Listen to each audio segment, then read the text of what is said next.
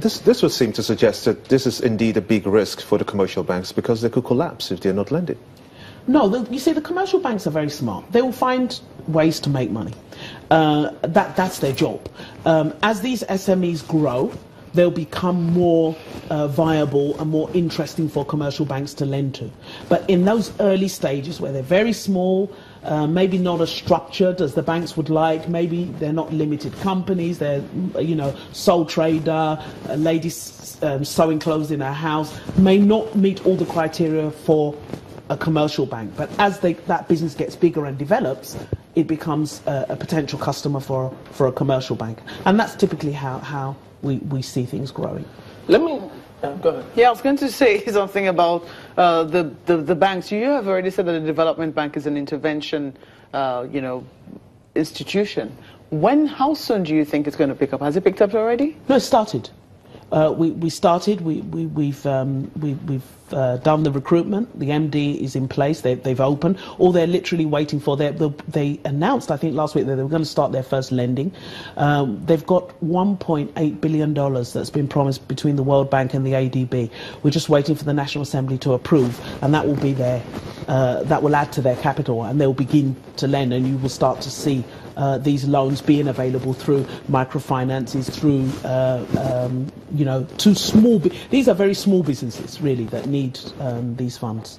Looking at, because you're also looking at this to address some of the entrepreneurial challenges that, to be or would be entrepreneurs would face. And I think nowadays they're encouraging people who are out of jobs or people who have lost their jobs to become entrepreneurs.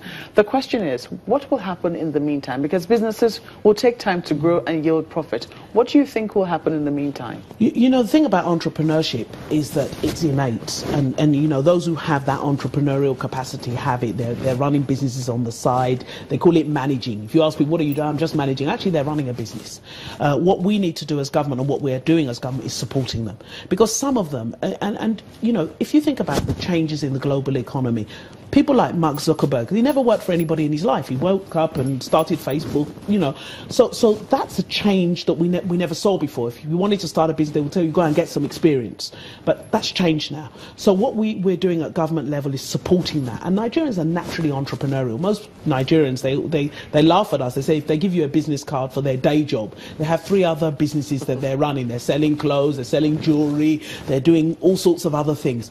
How do we spark that? Because that's actually an asset for the country. So from a government perspective, we've done 2 things. One is improve the ease of doing business, which is being worked on. 2 is the Development Bank of Nigeria. Then specifically for the youth, we took the UWIN project, which we inherited from the previous administration, and revived it. We're doing 2 things with that. We're doing enterprise education, teaching people how to run a business, how to write a business plan, profiling stories of young entrepreneurs and showing their story. That's encouraging a lot of people. But the 3rd phase, of course, is now the funding. And we're putting out adverts imminently for fund managers who will now invest their money plus government money in small and start-up businesses. Some of them only need £1 million naira. They're developing an app, and they're going. Some of them are doing animation. Some of them are doing catering.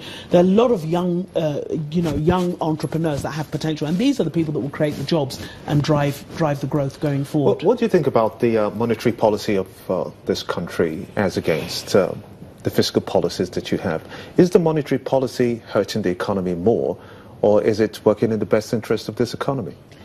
Well, I think, the monetary and the fiscal policies will always complement each other. There will be periods of dislocation, which is what we've been through in the last 18 months to a year. And let's, to answer your question, you have to context that in what happened. Why was there this dislocation? Remember, oil price went as low as 28. Now we're at 50. Went as low as 28. We had to adjust. A lot of what we were doing, I think, in the last 18 months has been just managing the situation. What we are now doing is working to a plan. As you know, we have the Economic Recovery and Growth Plan, and you started to see the reforms that are being rolled out. Now we have a bit more stability. We can plan. And you're seeing that in what's happening. So I think you're getting much more alignment now than in that difficult period where really government was having to really struggle with a rapidly changing and rapidly deteriorating economic condition, and you know, grappling with all the dislocations that created in the FX market with the interest rates. But under the Economic Recovery and Growth Plan, I mean, harmonisation between monetary and fiscal policy is one of the things that we've set out to do, and we've begun that alignment, and I think you'll see much more of that going forward. What's happening to multiple taxation? In terms of you know, the overlaps between federal and state, you won't like the answer to that question. You know, I don't think multiple taxation is our biggest problem. Our biggest problem in taxation is that people are not paying tax. Whether it's multiple or single, people are just not paying. We've got a 6% tax to GDP ratio, one of the lowest in the world. Ghana's at 15, South Africa's at 24, most developed countries are at 30. So even these developed countries that we all travel to say, oh, look at the roads, but their tax to GDP is 30, ours is 6. Multiple taxation, there are some reforms going on. We're working very closely through NEC, with the state governments, to try and see where there are overlaps. Why don't we align? Why don't, you know, what doesn't one agency collect instead of 10 different agencies? Part of the ease of doing business work. But I'm not sure multiple taxation is the biggest problem in taxation in Nigeria. It's a problem, but it is a problem. Especially for small businesses. I mean, I do know small businesses that have started, you know, want to set up shop, and the first thing they see is how many people come to their shop, ask for this certificate, ask for that tax certificate. You know, what precisely, and how are you working with the states in that? Because some of the projects that you're doing, or some of the, you know, programs that you have, will best be transmitted through the state government. Yes, the ease of doing business, you know, there's a presidential council on the ease of doing business. It involves the states, and this harmonisation is actually ongoing. Stopping people, for example, local government level, just, you know, coming out with a plank of wood, putting some nails on, stopping cars randomly. There is a lot of work on reforms, on best practice, how's the best way to do it. And the executive orders that the acting president signed actually addresses quite a lot of this, you know, what this sort of one government, concept of one government. You should only deal with government on one level. You shouldn't have multiple agencies racing around. So you're starting to see some convergence with agencies working together and collecting one, and then, you know, you can disperse the money. You know, you shouldn't have 9, 10 agencies coming in to not harass. Well, but I guess for the small businesses it feels like harassment. There has to be better coordination. It's one of the reforms that we're trying to drive. That committee, I think it's a ministerial committee on food prices. Are they still working? What's happening about deliberate monitoring of food prices so that they can go down? The solutions are two things. One is the harvest. Of course, we've planted much more this year. We brought down the price of fertilizer through an initiative with the Moroccan government that brought down the price of fertilizer. It used to be about 9.5, between 9.5 and 10 a bag.